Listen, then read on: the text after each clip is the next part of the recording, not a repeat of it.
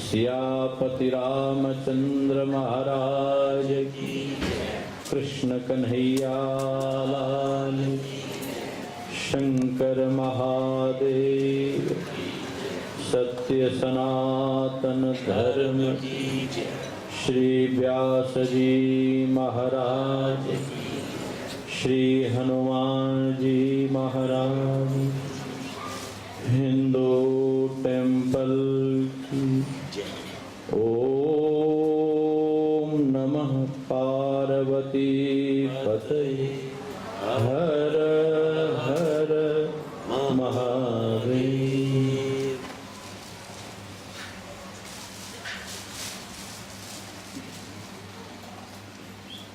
आदरणीय मातृशक्तियों, समुपस्थित धर्म प्रेमी सज्जन वृंद, मंगल में भगवान की महती अनुकंपा से संसार की इस महान विकसित धरा यूके, इंग्लैंड, लंदन की इस धरा पे विराजमान अत्यंत प्रतिष्ठित मंदिर साउथ हॉल के इस मंदिर के पावन पवित्र प्रांगण में आज प्रभु के श्री चरणों में बैठकर और आपकी ही महिमा को टूटे फूटे शब्दों में बोलने का जो सुअवसर प्राप्त हुआ, मैं इसे अपने जीवन का अत्यंत गौरव समझता हूं। भगवान जी के श्री चरणों में वंदन करता हुआ हमारे धर्मात्मा, दिव्यात्मा, पुण्यात्मा, धर्मवीर, कर्मवीर, महान दानवीर सम्मान्य श्रीमान भाटिया जी और आपके नेतृत्व में समस्त पदाधिकारीगण और यहाँ बैठी हुई मातृशक्तियां एवं धर्म प्रेमी बंधुओं, आप सबों के प्रति मंगलमय आशीर्वाद करता हुआ आइए, मंगलवार है और आज आपने सुंदरकांड हनुमान चालीसा के माध्यम से हनुमान जी को प्रणाम किया। यहां भी लोग मानते होंगे, मनाते होंगे, पर आज भारत के हिसाब से अंगारकी चतुर्थी होती है और मुंबई सिद्धि विनायक में कम से कम 20 लाख के आसपास भक्त लोग दर्शन करते हैं। किसी भी महीने का कृष्ण पक्ष हो, चतुर्थी तिथि हो और मंगलवार का दिन हो, ऐसा संयोग बने तो अंगारकी चतुर्थी कहलाती है। भगवान गणपति का दर्शन और उनके स्तोत्रों का पाठ अत्यंत कल्याणकारक होता है और समाज के शुभ चिंतक हमारे श्रीमान भाटिया जी ने कहा कि आज आपके प्रवचन का थोड़ा ये विषय होना चाहिए कि हमारा समाज माता पिता के प्रति आदर भाव से झुका रहे। तो इससे बढ़कर के और क्या संयोग हो सकता है। भगवान गणेश जी जो कि शारीरिक दृष्टि से बड़े स्थूल थे और भगवान गणेश जी का वाहन जो चूहा है ये भी ज्यादा दौड़ नहीं सकता है। शिव महापुराण के अंदर वर्णन है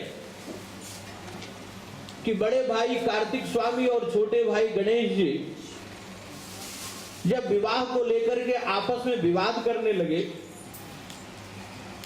गणेश जी कहने लगे कि डील डॉल में मैं बड़ा हूं इसलिए विवाह पहले मेरा होना चाहिए क्योंकि मैं लंबा चौड़ा दिखता हूं। कार्तिक स्वामी ने कहा कि रे गणेश, तू ज्यादा बोलने लगा है, मैं तेरा बड़ा भाई हूं इसलिए मेरा विवाह पहले होना चाहिए। और देवी दुर्गा मां पार्वती अपने दोनों बेटों की मीठी मीठी लड़ाई को देख करके हंस रही थी। महादेव शंकर ने कहा कि दुर्गे पार्वती हमें क्या करना चाहिए, हमारे दोनों छोकरे आपस में विवाद कर रहे हैं, विवाह तो होना चाहिए, घर में बहू आएगी बहुत अच्छी बात है, किसका विवाह होना चाहिए, चलो ऐसा करते हैं, एक शर्त रख देते हैं, जो इस पृथ्वी की परिक्रमा करके सबसे प्रथम आ जाएगा उसका विवाह हम पहले करा देंगे। स्वामी कार्तिकेय प्रसन्न हो गए, क्योंकि वे तो पुरुषार्थ के देवता है, और उन्होंने कहा कि हमारा जो वाहन है ये मयूर मोर, ये भी बड़ा तेज भागता है, और मैं खुद फुर्तीला आदमी हूं, और मैं तो बहुत जल्द पृथ्वी की परिक्रमा करके आ जाऊंगा और मेरा विवाह हो जाएगा। ये लंबा चौड़ा डील डोल वाला जो गणेश है ये ऐसे घर में रहेगा, बहुत अच्छा। हाँ, स्वामी कार्तिकेय चल पड़े और चूहे के ऊपर सवार होकर के गणेश जी भी चले।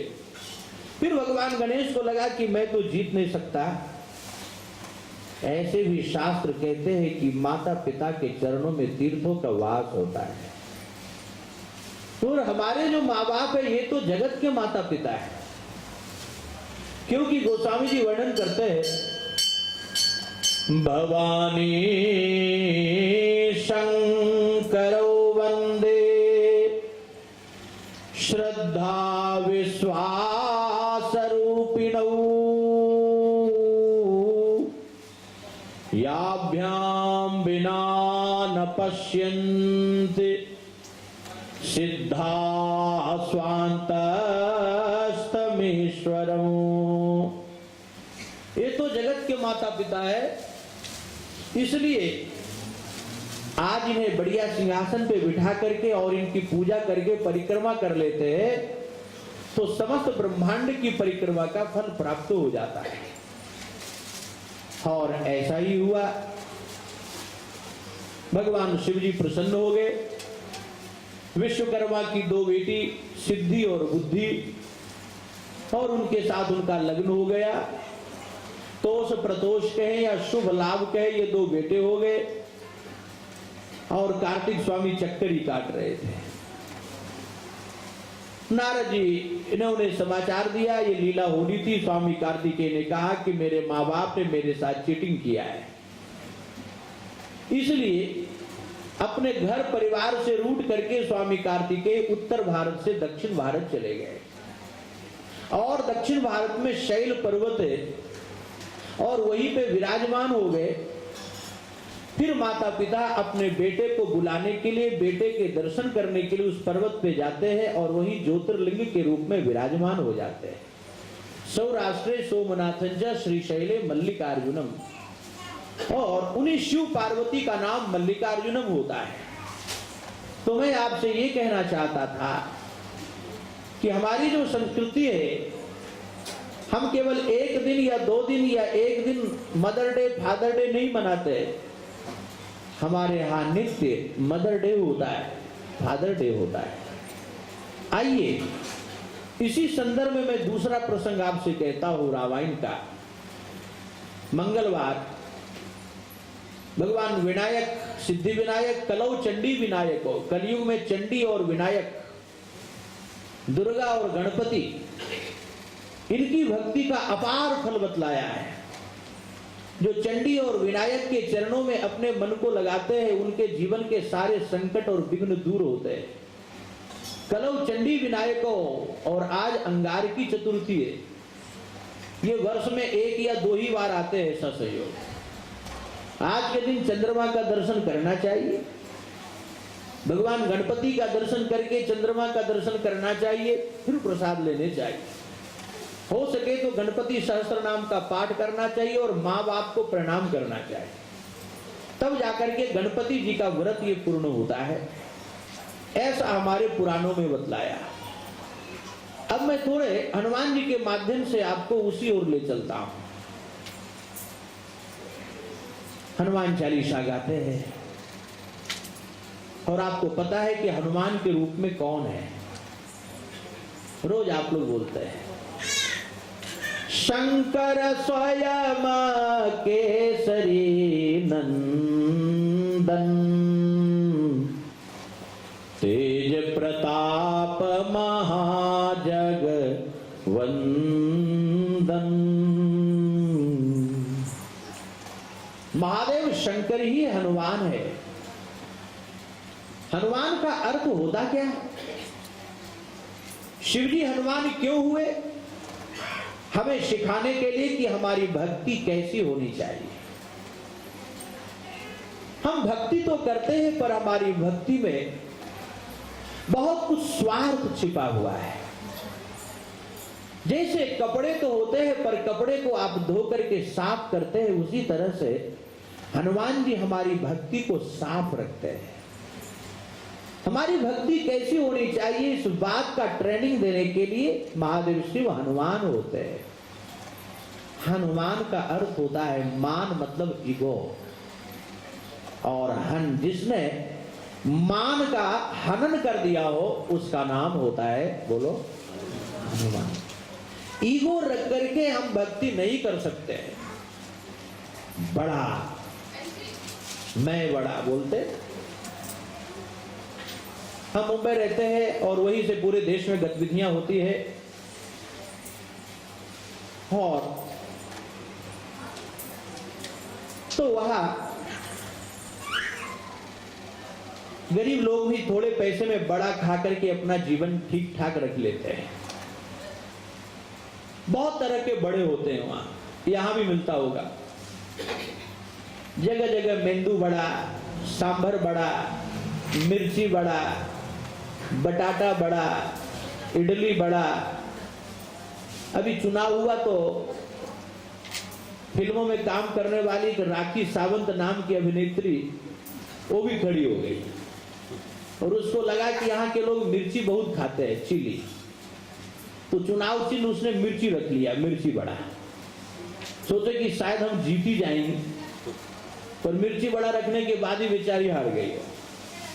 कहने का मतलब ये है कि ये सबके सब बड़े तो ठीक है, पर इसके साथ साथ लंदन हो, अमेरिका हो या कहीं भी हो, एक बड़ा तो रोज सबों के घर में बनता है, और वो है मैं बड़ा। इडली बड़ा, सांभर बड़ा, ये ठीक है, पर मैं बड़ा, भक्ति में मैं बड़ा नहीं चलता है। और इसी मैं बड़ा के विरोधी हनुमान जी है, और तभी तो उनका नाम हनुमान होता है। अच्छा, हनुमान चालीसा आप पाठ करते हैं, सबसे पहले आप लोग क्या बोलते हैं? पहला दोहा चौपाई क्या बोलते हैं?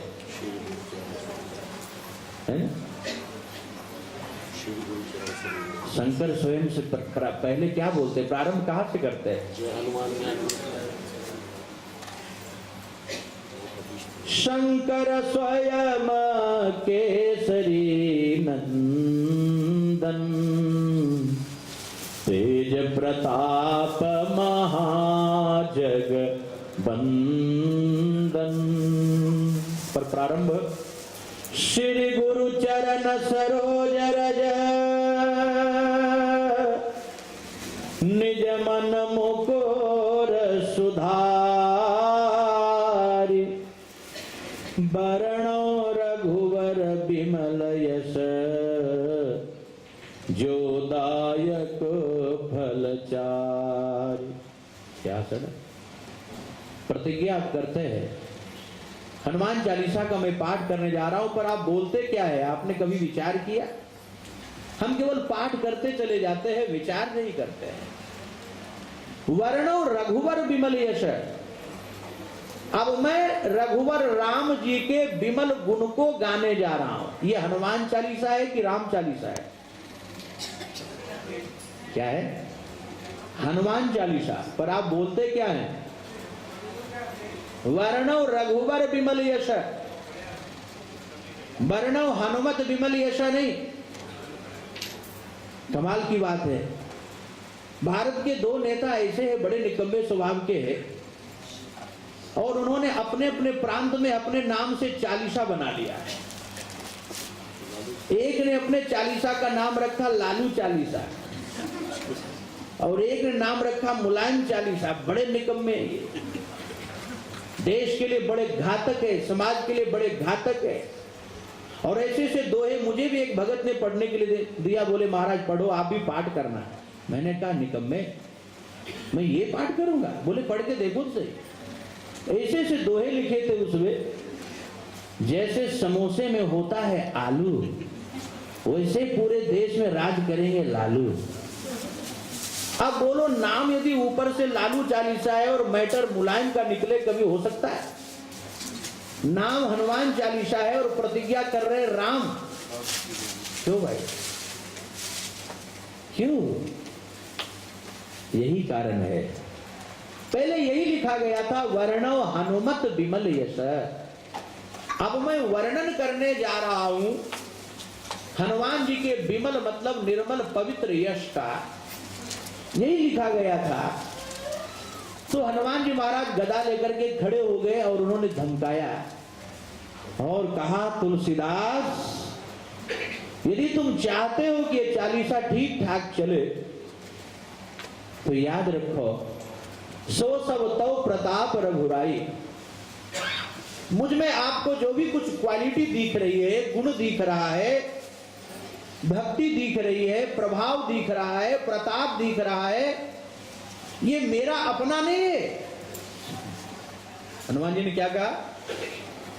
आपको मुझ में जो भी कुछ क्वालिटी दिख रही है, बड़प्पन दिख रहा है, प्रभाव दिख रहा है, ये मेरा अपना नहीं है। ये किनका है बोलो? ये मेरे मालिक राम का है। इसलिए तुलसीदास, कम से कम प्रतिज्ञा में मेरे नाम को हटा करके मेरे मालिक का नाम जोड़ो और ऐसा बोलो, ऐसा लिखो, वर्णो रघुवर। ये है हनुमत तत्व। जब इस तरह की वृत्ति बढ़ेगी तो हमारी भक्ति शुद्ध होगी। भक्ति रावण में भी है। ये नहीं सोचना कि रावण के पास भक्ति नहीं है। धन संपत्ति वैभव रावण के पास भी है। आज दुनिया में सबसे बढ़िया विकसित देश ये माना जाता है। सबसे महंगा पैसा यहां का माना जाता है। पर इससे भी ज्यादा कहीं डेवलपमेंट लंका में था। सुंदरकांड हमारे पंडित जी पढ़ते हैं, आप लोग पाठ करते हैं। हनुमान जी महाराज जब लंका में प्रवेश किए और उन्होंने लंका की चकाचौंध को देखा, चकित हो गए। लिखते अजि कनक कोट विचित्र मणिकृत सुंदरायतना घना चौहट्ट हट्ट सुवट्ट वीथि चारुपुर बहुविधि वना चारुपुर बहुविधि वना गजवाजी खच्चर निकर पदचर रथवरुथन्हि को गने बहुरूप निशिचर जूथ अतिवल सेन बरनत नहीं बने बन बाग उपवन बाटिका सरकूप बापी सोहहि नर नाग सुर गंधर्व कन्या रूप मुनि मन मोहहि। ये लंका है। इतना बड़ा डेवलपमेंट आज अमेरिका में भी नहीं है और लंदन में भी नहीं है। विकास, यदि विकास से ही जीवन में शांति हो जाती तो विकास की लंका को हनुमान जी ने देखा है। कैसा विकास है? हनुमान जी देखते लंका में स्वास्थ्य है, लंका में कोई बीमार नहीं पड़ता है, लंका में सौंदर्य है, लंका में स्वास्थ्य है। अभी जो मैंने पढ़ा दोहा ये रामायण के दोहे छंद है। लंका में सैन्य संगठन है, लंका में टेक्नोलॉजी है, लंका में साइंस है, प्रौद्योगिकी है। लंका में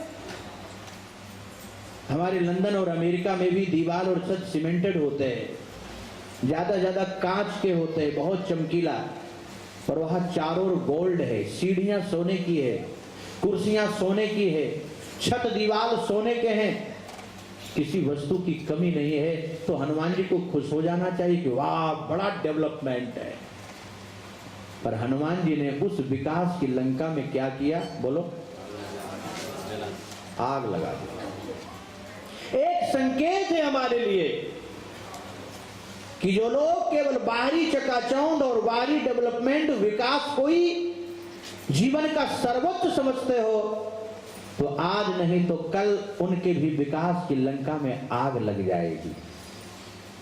क्योंकि विकास की शोभा तभी होती है, हनुमान जी ने देखा है विकास तो है पर भक्ति नहीं है, और है भी तो शुद्ध भक्ति। बोलो, रावण में भक्ति थी, वैसी भक्ति हम लोग भी नहीं कर सकते। अपना मस्तक काट काट करके रावण महादेव शंकर को चढ़ाया करता था, ये छोटी मोटी भक्ति नहीं है। हाँ, पंडित राज रावण खुद लिखते हैं, जटाटवी गलज्जल प्रवाह पावित स्थले गलेवलंब लंबितां भुजंग तुंग मालिका भुजंग तुंग मालिका डमड्डमड्डमड्डमन् निनादवड्डमर्वयं चकार चंड तांडवं तनोतु नः शिवः शिवं तनोतु नः शिवः शिवं प्रफुल्ल नील पंकज प्रपंच कालिमच्चटावलंबि कंठ कंदली रुचि प्रवद्ध कंधरं रुचि प्रवद्ध कंधरं स्मरच्छिदं पुरच्छिदं भवच्छिदं मखच्छिदं गजच्छिदान्धकच्छिदं तमन्तकच्छिदं भजे तमन्तकच्छिदं भजे। बड़ा लंबा स्तोत्र है ये, और ऐसे ऐसे छंदों को बोल करके रावण महादेव शिव के सामने नृत्य किया करता था। भक्ति है, वैभव है, सोना है, धन है, विकास है, फिर भी हनुमान जी ने आग क्यों लगा दिया? भक्ति को शुद्ध करने के लिए।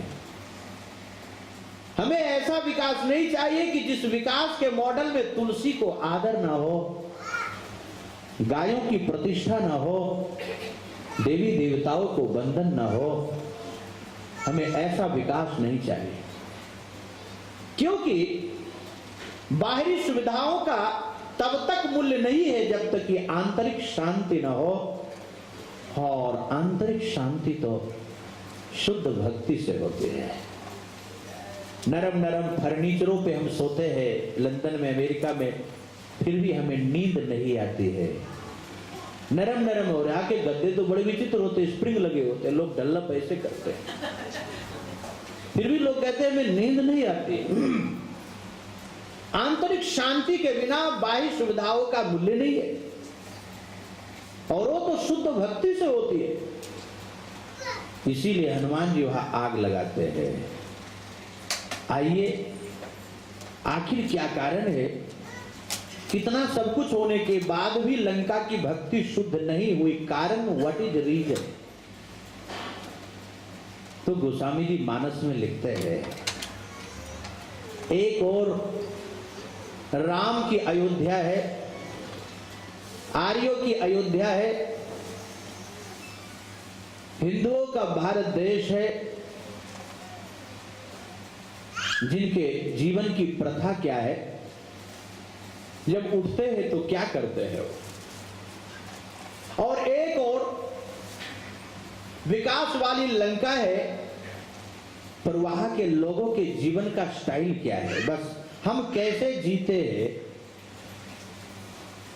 हमने अपने जीवन में क्या सिद्धांत बना रखा है। हर आदमी के पास सुख की परिभाषा अपनी अपनी है, धर्म की परिभाषा अपनी अपनी है, पर कौन वेरिफिकेशन करेगा कि ये प्रामाणिक धर्म है? उसके लिए वेद है, शास्त्र है, मुनियों का सिद्धांत है। अब यहां लंदन में तो कम मिलते हैं। अभी मैं अपने साथ एक डंडा ले आया हूं। डंडा तो संतों के हाथ में होता ही है, और इसलिए भी रखते हैं क्योंकि भारत में कहीं चलते तो गलियों से कुत्ते निकल आते हैं, और डिजाइन डिजाइन के कुत्ते होते हैं, और ऐसे ऐसे म्यूजिक बजाते हो हमारी वेशभूषाओं को देख करके, कमंडल आदि देख करके, वहां हाथ में डंडा रखना पड़ता है। मैंने सोचा कि शायद लंदन जा रहा हूं, वहां भी कुत्ते मिल जाए, यहां तो बेचारे नहीं मिले। और पीने वाले वो पियक्कड़ लोग भी ऐसे तंग कर देते हैं। तो ऐसे चल रहे थे और रास्ते में एक पियक्कड़ ने हाथ पकड़ लिया और कहा, महाराज बताना होगा कौन है सबसे बड़ा। हमने कहा, भाई सबसे बड़ा जहां खड़े हो पृथ्वी, ये बड़ी है, माता है। बोले नहीं, यदि पृथ्वी होती सबसे बड़ी तो शेषनाग के माथे पे क्यों होती पड़ी। मैंने कहा, भाई तू ज्ञानी लगता है, तो शेषनाग ही सबसे बड़े हैं। बोले नहीं, यदि शेषनाग होते सबसे बड़े तो भोले शंकर के गले में क्यों होते पड़े। मैंने कहा, भाई तू ज्ञानी लगता है, तो चलो भोले शंकर ही बड़े। बोले नहीं, भोले शंकर ही होते सबसे बड़े तो रावण से क्यों डरे, लंका क्यों नहीं गए। मैंने कहा, चलो भाई वही बड़ा। बोले नहीं महाराज, अब मैं बताता हूं कौन है सबसे बड़ा। मैंने कहा, तू ही बता। तो उसने कहा, जो पी करके सड़क पे पड़ा है वही है सबसे बड़ा। हर आदमी के पास अपनी अपनी परिभाषा है सुख की, धर्म की। इसीलिए समाज में कंफ्यूजन है, भ्रांतियां है, इल्यूजन है। इसके निर्णय करने के लिए शुद्ध शास्त्र चाहिए, सत्संग चाहिए, स्वाध्याय चाहिए। हनुमान जी महाराज वही काम करते हैं, हमारी वृत्ति, हमारी भक्ति को शुद्ध करते हैं, फिल्टर करते हैं। हम अपने मानसिक परिभाषाओं पे न जिए। आइए गोस्वामी जी क्या लिखते हैं, लंका का स्टाइल क्या है और अयोध्या का स्टाइल क्या है।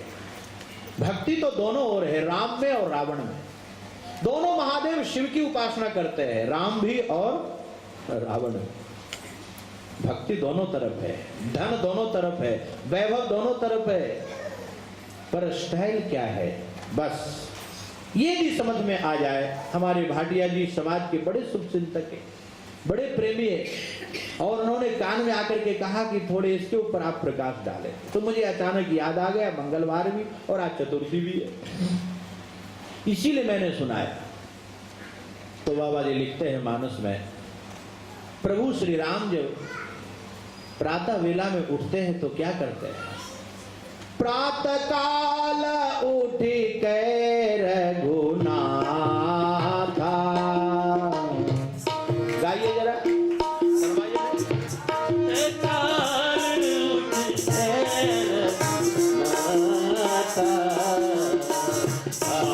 पिता गुरु नावई माथा, मत पिता गुरु नावई माथा।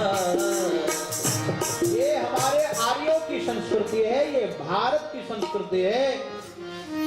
माता पिता समय अपनी सीमा पे आ चुका है, लगभग 2-4 मिनट बाकी है, 5 मिनट बाकी है। तो इन्हीं 5 मिनट के अंदर मैं आपसे कहूंगा, ऐसे तो बहुत लंबा प्रसंग और बहुत लंबी व्याख्या हो जाती पुराणों में। माता तत्व क्या है, पिता तत्व क्या है, गुरु तत्व क्या है। उठते तो सबसे प्रथम माता पिता और गुरु को प्रणाम करते हैं। ये तो हमारे भगवान राम की संस्कृति है। और एक बार जब माताओं ने भगवान से पूछ ली कि मेरे राम तो इतना नाजुक है, सुकुमार है, कोमल है, बड़े बड़े राक्षसों को तूने लंका में कैसे मार गिराया। अब हम होते तो हम लोग वहां पे अपने डींगे जरूर मार देते, हाँ मैंने ऐसा किया वैसा किया और मैंने सबको समाप्त कर दिया, अरे ये मेरा प्रभाव था। पर भगवान मुस्कुराए और भगवान ने कहा कि मां मैं कौन होता हूं, मेरे पास जो शक्ति है ये किसकी शक्ति है। तो भगवान ने सारा श्रेय गुरु को दे दिया। किसको? गुरु वशिष्ठ कुल पूज्य हमारे, गुरु वशिष्ठ कुल पूज्य हमारे, राजी कृपा दरोजर हमारे। ये है राम, ये है हमारे भारत की संस्कृति, ये है हमारे जीवन जीने की प्रथा। आइए लंका की ओर ले चलता हूं, वहां भी सुन लीजिए कि जब उठते हैं तो लोग क्या करते हैं, उनकी क्या मान्यता है। कोई बोले भगवान सूर्य को नमस्कार करो, अरे होता क्या है इससे, किसने देखा क्या मिलेगा? जैसे हम लोग बोलते हैं, यही संस्कृति, माँ नहीं मात पिता नहीं देवा, माँ नहीं मात पिता नहीं देवा, साधुन को करवावई देवा, जिनके यह आचरण भवानी, जिनके ये आचरण भवानी, तो सब जाने हूँ निश्चर प्राणी, तो सब जाने हो विचित्र प्राणी, माँ नहीं मात पिता नहीं देवा, माँ नहीं मात पिता नहीं देवा, साधुन तन करवावई देवा, साधुन तन करवावई देवा। ये निशाचर है पार्वती, ये दिखने में मनुष्य के जैसे लगते जरूर है, जिनके यह आचरण भवानी, ये दिखने में आदमी जैसे दिखते हैं, जैसे दिखते हैं, पर नेचुरली ये राक्षस होते हैं, ये असुर है। जिनके यह आचरण भवानी, सो सब जाने हो निश्चर प्राणी, ये निशाचर है। और इन्हीं निशाचरों के वध को लेकर और इनके उद्धार को लेकर के मेरे मालिक पूर्ण ब्रह्म परमात्मा का अवतार होता है, और उनको ही राम कहते हैं। राम ब्रह्म परमार्थ रूपा, राम जन्म के हेतु अनेका, राम जन्म के हेतु अनेका, परम विचित्र एक ते एका, परम विचित्र एक से एका। इस तरह से भगवान के अवतार का हेतु भी बताया। और ये अवतारवाद जब समझ में आ जाते हैं, हमारी भक्ति निर्मल होती है, शुद्ध होती है। हनुमान चालीसा के पाठ से भी हमें बड़ी सहायता मिलती है। फिर तो जीवन का कल्याण होता है, उद्धार होता है। उन भगवान के अवतार को संसार के बहुत सारे फेथ वाले नहीं मानते हैं, नहीं स्वीकारते हैं, पर जिन्होंने भी अपनी भक्ति को निर्मल किया, उन्हें दिखाई पड़ता है कि वे दयालु परमेश्वर आकर के हमारे जीवन का कल्याण करते हैं। लोग आरोप लगाते हैं कि राम और कृष्ण अवतार लेकर के बड़ी हिंसाएं किए, पर जब रामायण भागवत पढ़ते हैं तो भगवान हिंसा नहीं करते हैं, बल्कि असुरों का वध करके उनका उद्धार करते हैं। ये बतलाया है। अहो बकियो स्तन कालकूटं जिघांसया पाय यदप्यसाध्वी लेभे गतिं धातृचितां ततोऽन्यो कंबा दयालु शरणो व्रजेम। ये भागवत जी का श्लोक है। भगवान पूतना को मार करके विनाश नहीं करते हैं, बल्कि सुखदेव जी ये कहते हैं, दिखने में तो ये दिख रहा था कि भगवान ने मुक्का मारा उसकी छाती पे और वो निढाल होकर के गिर पड़ी, मर गई, पर वास्तव में दयालु श्री कृष्ण ने उस पूतना को अपनी माता के समान पदवी दे दिया और उस पूतना का इतना बड़ा उद्धार कर दिया। तो श्री राम